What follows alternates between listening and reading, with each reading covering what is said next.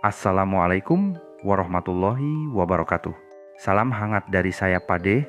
Semoga teman-teman yang mendengarkan diberikan kesehatan dan rizki yang cukup. Kali ini ada cerita tentang dunia kelam dengan judul Asli Ekor Emas di Balik Kegelapan.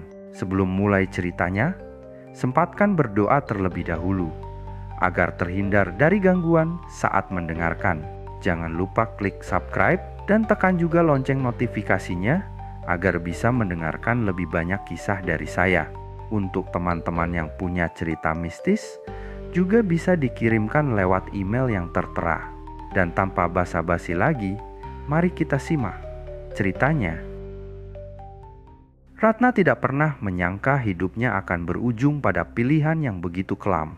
Sebelum semuanya berubah, ia adalah seorang wanita sederhana, ibu muda dengan senyum ramah yang menjual sayur keliling dari rumah ke rumah di desa kecilnya. Namun, kini, di bawah langit yang selalu mendung dan hawa udara yang semakin menyesakkan, segala sesuatu terasa jauh lebih berat dari sekadar memikul keranjang sayur. Hujan rintik-rintik mengguyur jalanan desa yang terhampar sepi. Di tengah-tengah gerimis, Ratna berjalan pulang menuju rumah kecilnya yang terletak di ujung desa, jauh dari hiruk pikuk. Langkahnya lamban, dipenuhi kebimbangan. Sejak beberapa minggu lalu, keadaan ekonominya semakin buruk. Suaminya, Budi, yang dulu bekerja sebagai buruh pabrik, kini menganggur setelah pabrik tempatnya bekerja tutup karena masalah keuangan. Dan lebih buruk lagi, anak mereka yang masih berusia 5 tahun, Dewi, tiba-tiba jatuh sakit parah. Setiap kali Ratna mengintip ke kamar anaknya, ia menemukan Dewi terbaring dengan tubuh menggigil dan wajah yang semakin pucat. Ratna tahu, tanpa pengobatan yang tepat, nyawa anaknya akan terancam. Utang yang menumpuk, tagihan rumah sakit yang tak kunjung terbayar, dan budi yang semakin putus. Asa semua itu membuat Ratna merasa seolah terjebak dalam perangkap yang tak bisa dilepaskan. Ia sudah mencoba segala cara untuk mencari uang, namun semuanya sia-sia. Kini, pada malam yang kelam itu, ia harus menghadapi kenyataan yang paling menakutkan dalam hidupnya. Tidak ada lagi jalan keluar. Di sebuah warung kopi yang setengah gelap, Ratna mendengar bisik-bisik yang memikat hatinya. Seorang pria tua yang sering duduk di pojok warung bercerita tentang Mbah Gati, seorang dukun yang tinggal di hutan terpencil di pinggir desa. Katanya, Mbah Gati bisa memberikan jalan keluar bagi mereka yang terdesak. Konon, dukun itu memiliki kemampuan untuk mengubah nasib seseorang hanya dengan harga tertentu. Harga yang tidak murah memang, tapi bagi Ratna, harga itu sudah tidak lagi menjadi masalah. Jika kau ingin uang, kekayaan, semua yang kau inginkan, datanglah pada Mbah Gati, kata pria tua itu sambil meneguk kopi hitamnya. Dia punya cara untuk memenuhi semua kebutuhanmu. Tapi ingat, jangan pernah menanyakan lebih jauh tentang harganya. Ratna mendengarnya dengan penuh perhatian. Kata-kata itu terus berputar-putar dalam kepalanya. Seolah-olah ada sesuatu yang memaksanya untuk mengikuti suara itu.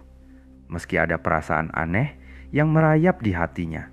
Malam itu, setelah menyusuri jalanan desa yang sunyi, Ratna sampai di ujung hutan.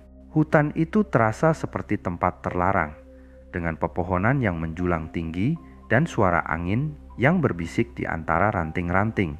Ratna merasakan ketegangan di seluruh tubuhnya. Namun, meskipun ketakutan itu ada, dorongan untuk mencari bantuan lebih kuat. Di tengah hutan yang gelap, ia menemukan sebuah gubuk tua yang sudah rapuh.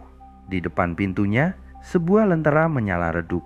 Tanpa pikir panjang, Ratna melangkah masuk.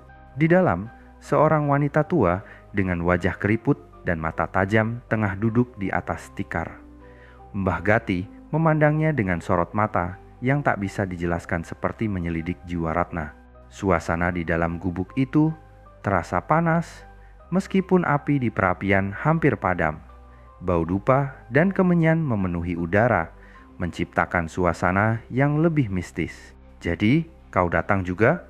Suara Mbah Gati terdengar berat, namun penuh kekuatan. "Aku tahu mengapa kau datang. Kau ingin mencari jalan keluar dari kesulitan hidupmu. Ratna terdiam, bibirnya kering, tapi ia mengangguk perlahan. Apa yang kau inginkan, anak muda? Tanya Mbah Gati dengan senyum samar. Uang, kekuatan, atau hidup yang lebih baik? Ratna merasa jantungnya berdegup lebih kencang.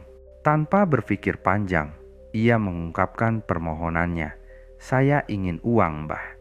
Saya ingin keluarga, saya bisa hidup lebih baik, dan anak saya sembuh dari sakitnya. Mbah Gati tersenyum lebar.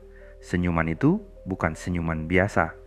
Ada sesuatu yang menakutkan di baliknya, tapi Ratna tak peduli lagi. Semuanya sudah terlambat. Kalau begitu, suara Mbah Gati terdengar penuh misteri.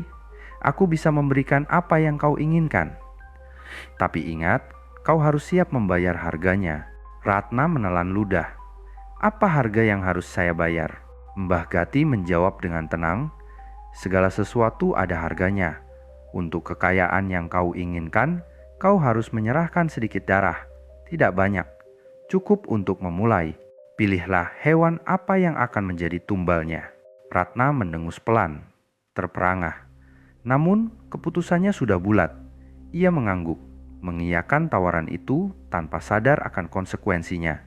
Dengan tangan gemetar, ia menyentuh kantong uang yang ada di saku bajunya, menyiapkan apa yang bisa ia bayar untuk sebuah hidup yang lebih baik. Ratna terbangun di pagi hari dengan perasaan aneh yang belum pernah ia rasakan sebelumnya. Sejak semalam, ada sesuatu yang berbeda. Hatinya berdebar dengan cemas, namun juga penuh harapan. Mbah Gati telah memberikan petunjuk tentang cara mengawali perjanjian pesugihan itu. Ia harus melakukan ritual dengan mempersembahkan darah ayam jantan. Sederhana, namun cukup mengerikan bagi Ratna yang belum pernah melakukan hal semacam itu.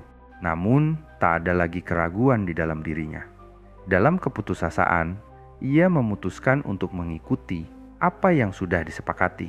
Di luar, udara pagi terasa dingin. Tetapi Ratna merasakan panas yang menjalar di tubuhnya. Ia tidak tahu mengapa, tetapi seolah ada energi yang mengalir melalui tubuhnya. Ketika ia membuka mata dan menatap keluar jendela, sesuatu yang luar biasa terjadi. Di halaman rumahnya, tepat di depan pintu, ada tumpukan uang kertas bukan hanya 100.000 atau 200.000, tetapi tumpukan uang yang sangat banyak. Setiap lembar kertas itu tampak baru, bersih, dan mengkilap seakan-akan berasal dari dunia yang berbeda. Ratna terbelalak, tak percaya dengan apa yang dilihatnya. Ini mustahil, bisiknya pelan, mencoba meyakinkan dirinya bahwa ini hanya mimpi. Namun, uang itu nyata. Satu persatu, ia mengambil tumpukan uang tersebut, mengalirkannya ke dalam kantong di tangannya. Kepalanya mulai berputar dengan pikiran liar, apakah ini benar? Bagaimana mungkin? Sejak saat itu, kehidupan Ratna berubah dengan cepat. Setiap hari, ia menemukan cara baru untuk menghasilkan uang.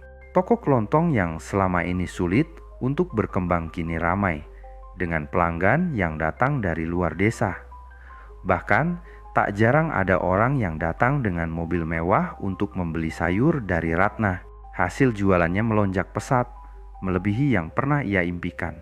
Suaminya, Budi, yang sebelumnya tak tahu harus berbuat apa, tiba-tiba mendapatkan tawaran pekerjaan dengan gaji fantastis dari perusahaan besar yang datang secara tiba-tiba, entah dari mana. Ini seperti mimpi, pikir Ratna dengan penuh kegembiraan. Hidupnya berubah begitu cepat, seperti badai yang datang tanpa peringatan. Ia bisa membawa Dewi ke rumah sakit terbaik, membeli obat-obatan yang mahal, dan memberikan pendidikan terbaik untuk anaknya. Segalanya terasa sempurna. Namun, meskipun kebahagiaan itu datang begitu cepat, ada sesuatu yang membuat Ratna merasa cemas. Ada perubahan kecil yang tak bisa ia jelaskan. Suaminya, yang dulu begitu ceria, kini sering tampak murung dan terkadang berbicara dalam tidur dengan kata-kata yang tidak dimengerti. Matanya kadang terlihat lebih kuning, seperti ada sesuatu yang tak wajar di dalam dirinya.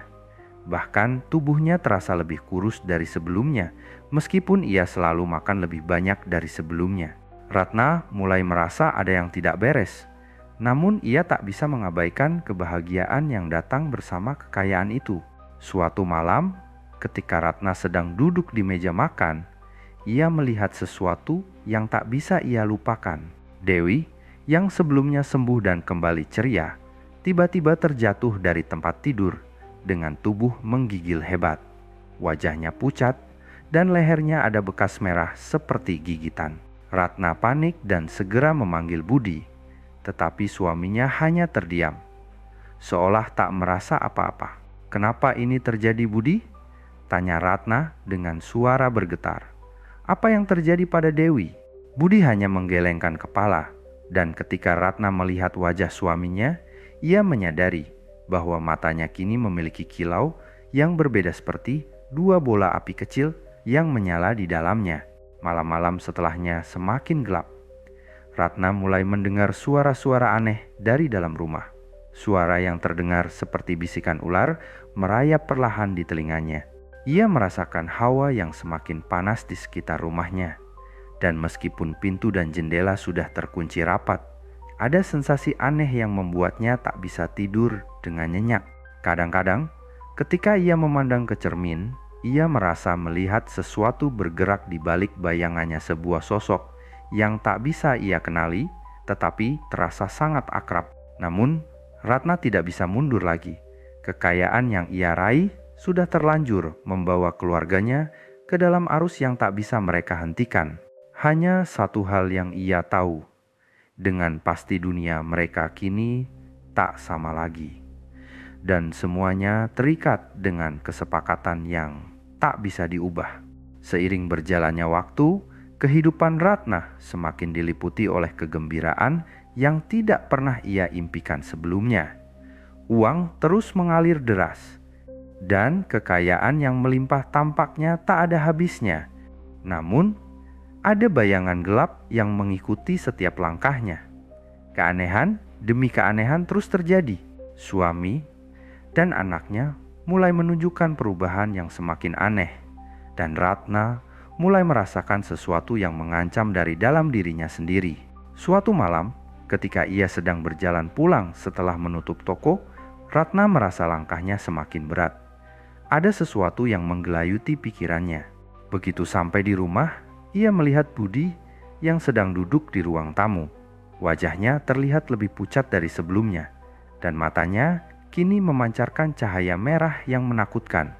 "Budi," panggil Ratna dengan suara yang gemetar. "Apa yang terjadi padamu?" Budi hanya tersenyum samar, senyum yang dingin dan asing, bukan senyum yang biasa ia kenal. "Tidak apa-apa sayang, aku baik-baik saja," jawabnya. Namun suaranya terdengar lebih dalam, seperti suara yang berasal dari tempat lain. Ratna merasa cemas. "Kau tidak seperti dulu, matamu." "Apa yang terjadi dengan matamu, Budi?" Suami Ratna bangkit dari kursi dan mendekatinya. Langkahnya terasa lebih cepat dari yang seharusnya. "Jangan khawatir, semuanya akan baik-baik saja," katanya dengan suara yang semakin asing. "Kau telah mendapatkan apa yang kau inginkan. Kau harus membayar harganya. Begitu juga aku." Ratna mundur beberapa langkah, tubuhnya mulai gemetar. Tiba-tiba, ia mendengar suara derap kaki yang berat, seperti ada sesuatu yang bergerak di luar rumah. Ia menoleh, dan di luar jendela, ia melihat bayangan besar meluncur cepat. Sebuah sosok hitam raksasa bergerak melalui hutan menuju rumah mereka. Panik, Ratna lari keluar dan melihat Budi berdiri di depan pintu dengan tatapan kosong. "Nagap itu," bisik Budi. Suaranya semakin rendah dan serak. Ia datang untuk menagih janji. Di depan rumah mereka, sebuah cahaya merah menyala dari dalam hutan. Ratna merasa seluruh tubuhnya tergetar. Dalam kegelapan malam itu, ia bisa melihat sosok ular besar yang muncul perlahan. Matanya menyala merah seperti api. Naga Pitu Siluman ular yang telah memberinya kekayaan kini muncul dalam wujud aslinya. Tubuhnya yang raksasa melilit pohon-pohon besar di sekitar rumah. Dan suara desisnya terdengar mengerikan. Ratna, suara Mbah Gati terdengar di telinganya, meskipun dukun itu tidak ada di tempat. Kau harus membayar harganya. Kau telah mendapatkan segalanya, tapi ada yang harus kau serahkan. Ratna menatap Budi dengan cemas. Apa yang harus kuberikan? Apa yang harus kubayar untuk menghentikan ini? Mbah Gati muncul di hadapannya. Langkahnya tenang, namun wajahnya penuh ketegasan. Kau tahu jawabannya. Kekayaan itu tidak datang tanpa harga. Suamimu telah menjadi bagian dari perjanjian. Kau harus menyerahkan lebih banyak untuk menjaga semuanya tetap berjalan. Ratna merasa seperti terperangkap dalam mimpi buruk. Ia sudah menyadari bahwa hidupnya dan keluarganya sudah terikat dengan kekuatan yang jauh lebih besar dari yang ia bayangkan. Naga Pitu bukan hanya datang untuk menuntut tumbal hewan, tapi juga ingin ingin jiwa. Dan lebih parah lagi, ia sudah mulai merasuki tubuh suaminya. Pada malam itu, Ratna dipaksa untuk memilih. Mengorbankan orang yang paling ia cintai atau menyerahkan segalanya yang telah ia peroleh. Hatinya hancur, namun ia tahu tidak ada jalan keluar lagi. Ratna merasa tubuhnya gemetar. Seakan-akan setiap bagian dirinya menjerit memohon agar ini semua hanyalah mimpi buruk yang bisa ia bangun darinya. Namun, kenyataan yang ada di depannya jauh lebih mengerikan dari mimpi terburuk sekalipun. Naga Pitu berdiri dengan wujud mengerikan. Matanya menyala merah seperti bara api yang tak bisa dipadamkan. Di belakangnya, bayangan hitam raksasa menggeliat dengan setiap gerakan tubuhnya. Sesuatu yang sangat kuno, penuh dengan kekuatan yang tak terukur. Budi, suaminya yang dulu penuh kasih, kini berdiri dengan mata kosong. Tangan-tangannya menggenggam erat tiang pintu, seolah tidak bisa bergerak. Suaranya, ketika ia berbicara, bukan lagi suara manusia. Suara itu adalah suara sesuatu yang jauh lebih tua dan lebih menakutkan. Kau tahu apa yang harus kau lakukan? Ratna, suara Budi terdengar serak, seperti suara yang datang dari kedalaman bumi. Kami telah melakukan perjanjian ini bersama. Kini, waktunya untuk menyelesaikannya. Ratna berlutut di tanah, air mata mengalir tanpa henti. Hatinya hancur. Ia tidak tahu apakah yang ada di depannya ini masih suaminya atau sudah berubah menjadi sesuatu yang jauh lebih mengerikan. Naga Pitu memandangnya dengan tatapan penuh kekuatan. Menanti jawaban, apa yang harus aku lakukan? Suara Ratna bergetar. Apa yang harus aku bayar untuk menghentikan semua ini? Naga Pitu mendesis. Suaranya seperti serpihan batu yang pecah. Kau tahu, Ratna, semua yang kau dapatkan ada harganya.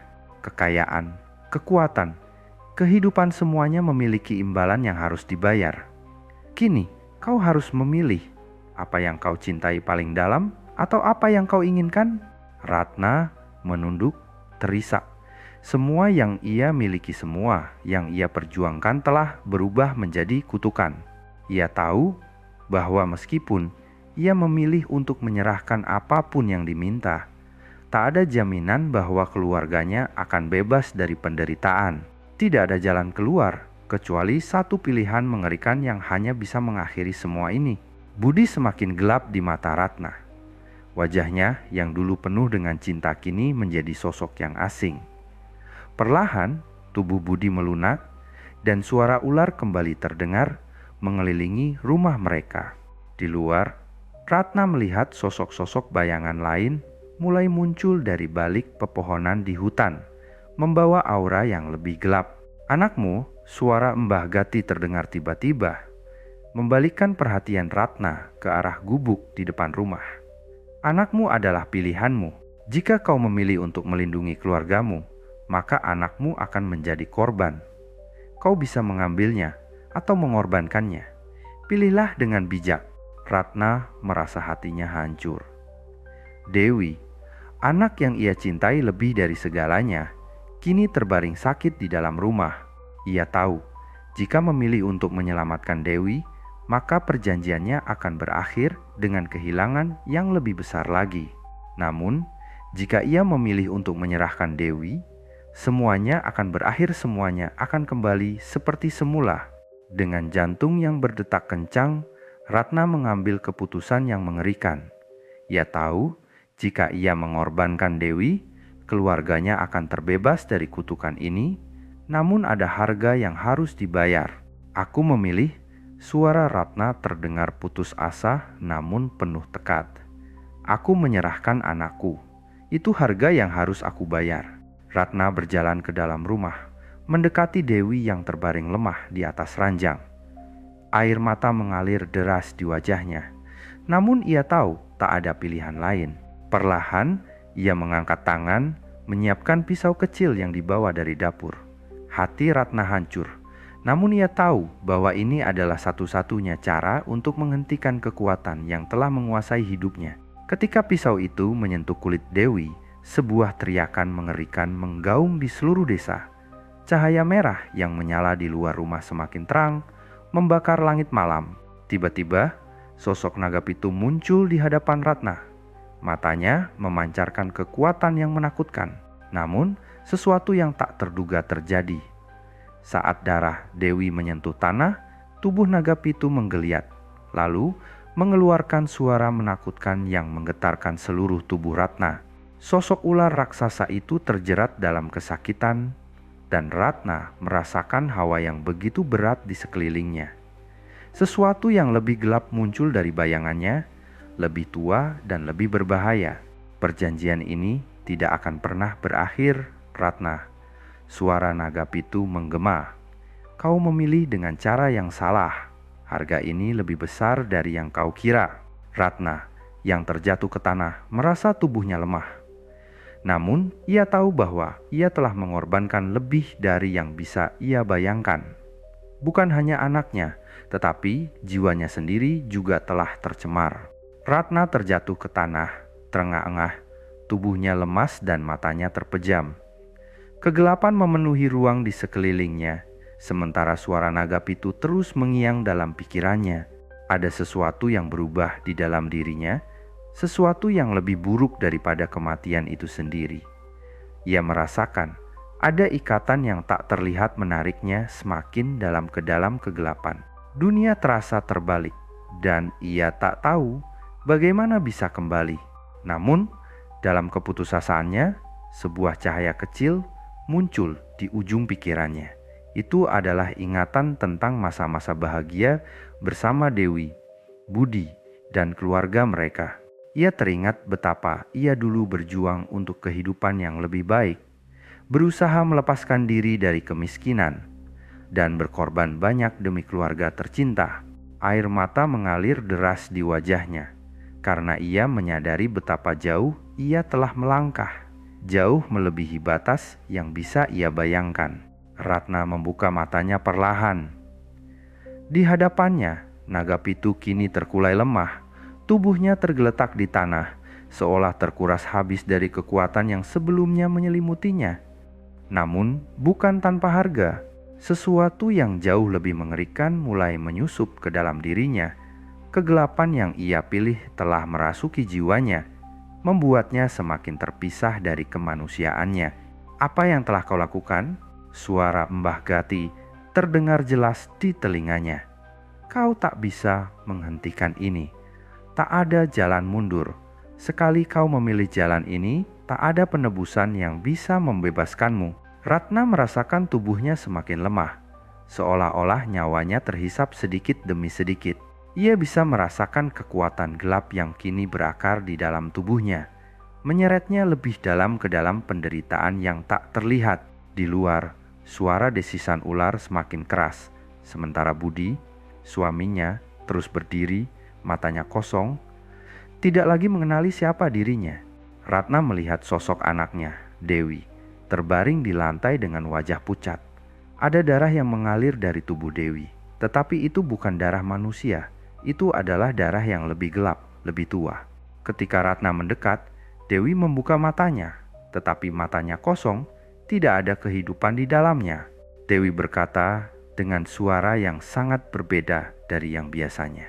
"Ibu, aku bukan lagi anakmu. Aku sudah menjadi bagian dari kekuatan yang kau panggil." Ratna terhuyung mundur, terkejut dan patah hati. Dewi, anak yang ia cintai, kini bukan lagi sosok yang bisa ia peluk dan lindungi.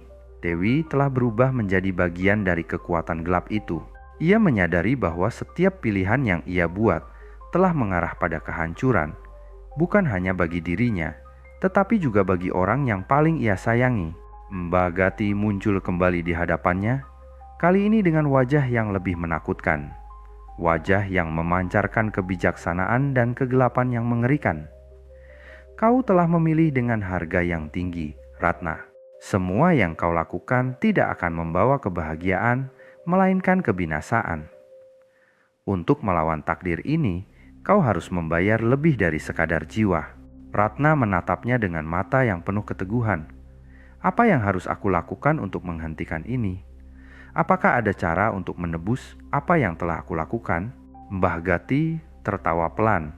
"Tidak ada penebusan yang akan membawa kedamaian, Ratna. Hanya ada satu pilihan. Mengakhiri segala sesuatu yang telah kau bangun, atau terus hidup dalam bayang-bayang kegelapan ini selamanya." Ratna menatap Dewi dan Budi, dua orang yang paling ia cintai. Namun kini keduanya telah terjerumus ke dalam dunia yang gelap. Hatinya hancur, tetapi ia tahu hanya ada satu cara untuk menyelamatkan mereka, dan itu adalah dengan mengorbankan dirinya sendiri. Dengan tekad yang bulat, Ratna mengangkat pisau kecil itu sekali lagi. "Aku akan mengakhiri ini. Aku akan mengorbankan diriku untuk menghentikan semua penderitaan ini." Dengan langkah yang mantap, Ratna berjalan ke arah naga pitu, yang kini mulai bangkit kembali. Matanya menyala merah sekali lagi. "Jika ini yang harus terjadi," katanya pelan, "maka biarlah aku yang membayar harganya."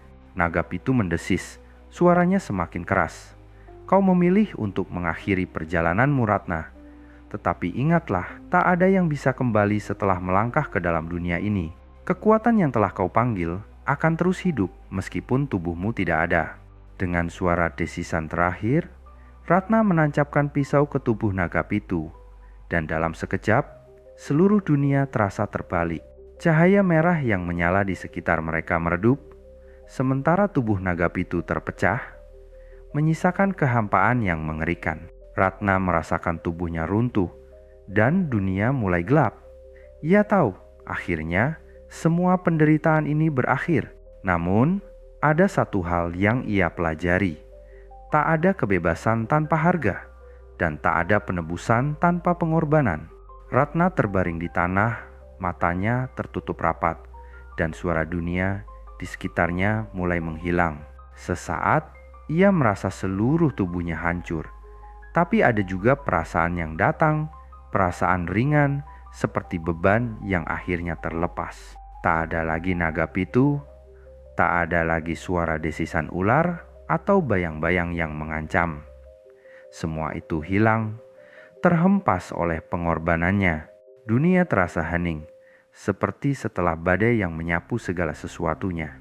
Namun ketika Ratna membuka matanya, dunia di sekitarnya tidak seperti yang ia harapkan.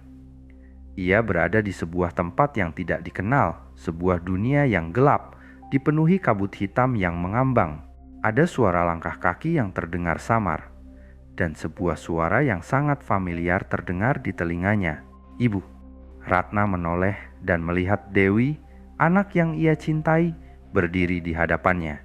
Namun bukan Dewi yang ia kenal. Wajahnya tampak pucat, matanya kosong, dan ada aura gelap yang mengelilinginya. Ratna merasa hatinya tersayat. Ia tahu, meskipun ia telah mengorbankan dirinya, ia tak bisa mengembalikan Dewi yang telah hilang. Dewi tersenyum, namun senyum itu bukan senyum kebahagiaan. "Ibu, kau telah memilih, tapi tak ada jalan kembali. Kami akan tetap bersama, terperangkap dalam dunia yang kau panggil." Ratna mencoba untuk mendekat, tetapi tubuhnya terasa berat, tidak bisa bergerak. Ia merasakan kehadiran Mbah Gati yang muncul di sampingnya. Wajahnya yang penuh kebijaksanaan dan keheningan menghadap ke arah Ratna. "Kau telah melakukan yang terbaik, Ratna." Suara Mbah Gati terdengar, namun ada sesuatu yang menakutkan dalam nada suaranya. "Namun tak ada penebusan yang bisa membebaskanmu sepenuhnya. Dunia ini tak akan pernah membiarkanmu pergi begitu saja." Ratna menatap Mbah Gati dengan penuh pertanyaan. "Apa yang terjadi pada kami? Mengapa ini terjadi?" Mbah Gati menghela napas. "Perjanjian yang kau buat dengan naga pitu tidak pernah berakhir begitu saja. Kau sudah merasakan akibatnya, tetapi ada jejak yang tertinggal, jejak dari kegelapan yang telah kau panggil, yang akan terus membuntuti dunia ini dan dunia yang telah kau tinggalkan." Ratna merasa dunia sekitarnya semakin gelap. Ia tahu bahwa pengorbanannya mungkin telah mengakhiri kutukan yang menguasai hidupnya. Namun harga yang dibayarkan jauh lebih tinggi. Dewi, Budi, bahkan dirinya sendiri kini terperangkap dalam sebuah dunia yang tak bisa mereka tinggalkan. Kegelapan telah menguasai mereka, dan mereka hanya bisa menerima takdir yang telah tercatat. Di luar kabut hitam itu, Ratna melihat rumahnya yang dulu megah kini terbengkalai dan runtuh. Desa tempat mereka tinggal kini hancur, terbakar oleh kekuatan yang telah mereka bangkitkan. Tumpukan abu dan kehancuran adalah sisa-sisa dari hidup mereka yang dulu penuh harapan. Ratna mendengar suara langkah kaki lain yang mendekat, dan kali ini ia melihat Budi, suaminya. Budi kini bukan lagi sosok yang ia kenal. Tubuhnya sudah tidak manusiawi. Bagian tubuhnya bercampur dengan serpihan kulit ular yang menyala merah. "Kau tidak bisa lari dari dunia ini, Ratna," katanya dengan suara yang mengerikan. "Kau telah menarik kami semua ke dalamnya." Ratna menundukkan kepala, merasa putus asa. "Apa yang harus aku lakukan? Apakah aku akan terjebak di sini selamanya?" Mbah Gati menatapnya dengan tatapan penuh makna. "Tak ada yang bisa kembali, Ratna. Tapi ada satu hal yang harus kau ingat. Meskipun dunia ini sudah hancur, jejak yang kau tinggalkan akan terus ada. Kegelapan ini akan terus hidup, mempengaruhi dunia yang kau tinggalkan." Ratna merasa tubuhnya semakin berat dan kesadaran mulai memudar.